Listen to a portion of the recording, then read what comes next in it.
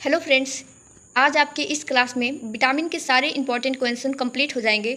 यदि आप इसके पहले की क्लास नहीं देखें तो उसको प्लीज़ जाके ज़रूर देखें, वो आपके कॉम्पिटिटिव एग्ज़ाम के लिए बहुत हेल्पफुल रहेगा।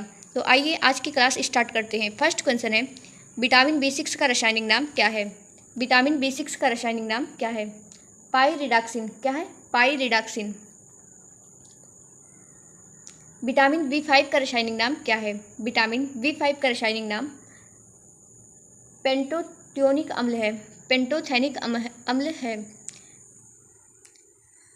विटामिन B5 का रासायनिक नाम क्या है? विटामिन B5 का रासायनिक नाम पेंटोथेनिक अम्ल है।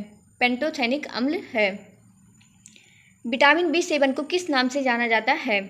विटामिन B7 को किस नाम से जाना जाता है?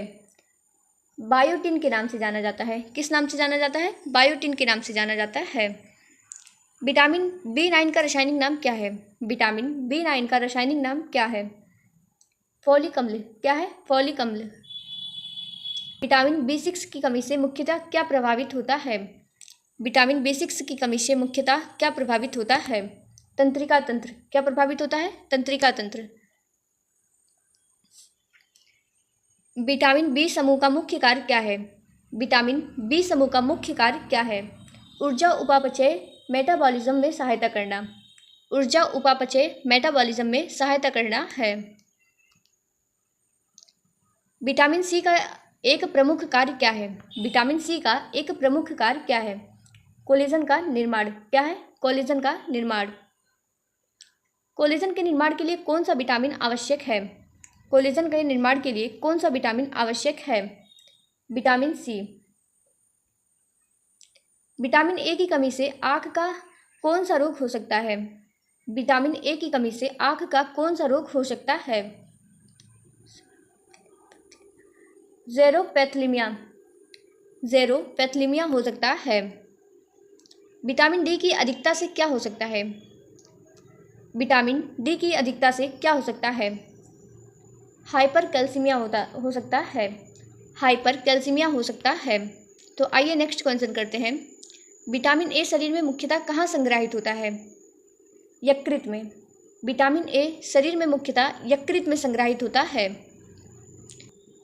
निम्न में से कौन सा विटामिन शक्तिशाली एंटीऑक्सीडेंट माना जाता है? Vitamin E। Vitamin E। Vitamin C का कौन सा गुण संक्रमण से लड़ने में सहायक होता है? विटामिन C का कौन सा गुण संक्रमण से लड़ने में सहायक होता है?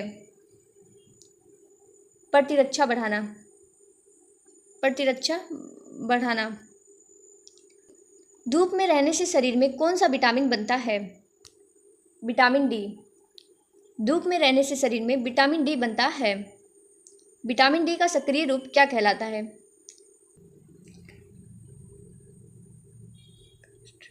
कोलेस्ट्रॉल कहलाता है। विटामिन D का सक्रिय रूप कोलेस्ट्रॉल कहलाता है। विटामिन K का निर्माण आंत में किसके द्वारा किया जाता है? जीवाणु के द्वारा। विटामिन K का निर्माण आंत में किसके द्वारा किया जाता है? जीवाणु के द्वारा किया जाता है। निम्न में से कौन सा विटामिन गर्म करने पर सबसे अधिक नष्ट होता है? निम्न में से कौन सा विटामिन गर्म करने पर सबसे अधिक नष्ट होता है? Vitamin C। Vitamin C। Vitamin C गर्म करने पर सबसे अधिक नष्ट होता है। अंकुरित अनाज किस विटामिन का अच्छा स्रोत है? अंकुरित अनाज किस विटामिन का अच्छा स्रोत है? विटामिन B समूह का। विटामिन B समूह का। खट्टे फल मुख्यतः किस विटामिन के स्रोत हैं? खट्टे फल मुख्यतः किस विटामिन के स्रोत हैं? Vitamin C। विटामिन C के स्रोत हैं। मछली के यकृत का तेल किस विटामिन का समृद्ध स्रोत है? मछली के यकृत का तेल किस विटामिन का समृद्ध स्रोत है? विटामिन A एवं D का। विटामिन A एवं D का। विटामिन A का सबसे अच्छा वनस्पति स्रोत क्या है? विटामिन A का सबसे अच्छा वनस्पति स्रोत क्या है? गाजर है। क्या है? गाजर। विटामिन B12 की कमी से किस प्रकार की एनीमिया होता है? विटामिन B12 की कमी से किस प्रकार का एनीमिया होता है? पार्नीसियस एनीमिया होता है? पार्नीसियस एनीमिया होता है। तो आइए नेक्स्ट क्वेश्चन करते हैं। विटामिन सी आयरन के किस प्रकार के अवशोषण को बढ़ाता है? फेरस आयरन को। फेरस आयरन को बढ़ाता है। नवजात शिशुओं को रक्तस्राव से बचने के लिए कौन सा विटामिन दिया जाता है? नवजात शिशुओं को रक्तस्राव से बचाने के लिए कौन सा विटामिन दिया जाता है? Vitamin D. विटामिन डी दिया जाता है। विटामिन ए का दूसरा नाम क्या है? विटामिन ए का दूसरा नाम क्या है? नियासिन। क्या है? नियासिन। विटामिन ए का दूसरा नाम नियासिन है। विटामिन डी की कमी से बच्चों की टांगें कैसी हो जाती हैं? विटामिन डी की कमी से बच्चों की टांगें कैसी हो जाती हैं? धनुषाकार, ब्लो लेग हो जाती हैं। निम्न में से कौन सा विटामिन प्रकाश के प्रति सबसे अधिक संवेदनशील है? Vitamin B 2 riboflavin. Vitamin B 2 riboflavin. दूध को धूप में रखने से मुख्यतः कौन सा विटामिन नष्ट हो जाता है? दूध को धूप में रखने से मुख्यतः कौन सा विटामिन नष्ट हो जाता है? विटामिन बी 2 नष्ट हो जाता है।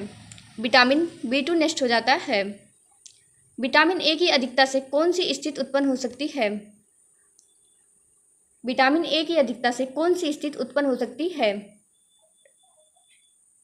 हाइपरबिटामिनोसिस ए। हाइपरबिटामिनोसिस ए उत्पन्न हो सकती है।